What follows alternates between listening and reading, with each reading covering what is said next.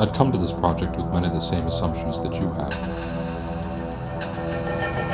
concerning the Jersey Devil murders and the guilt of Jim Seward. His characterization as a troubled young man responsible for a spree of horrific, ritualistic homicides.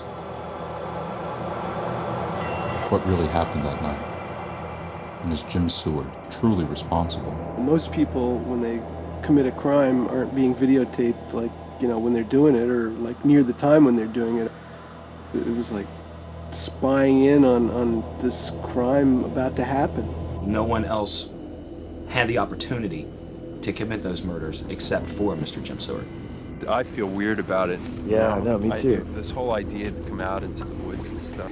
Suddenly they want to jump into doing, big time live, from the Pine Barrens and have radio and internet and this and that. And, I knew it was going to be a fiasco. I didn't really think it was going to end up like it did, but I knew it wasn't going to look pretty.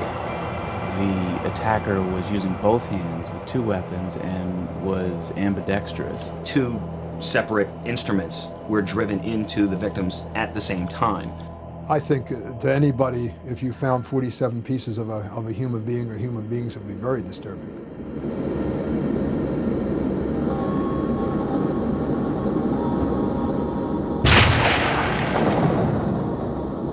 The whole thing reeks of a setup. More went down than we know.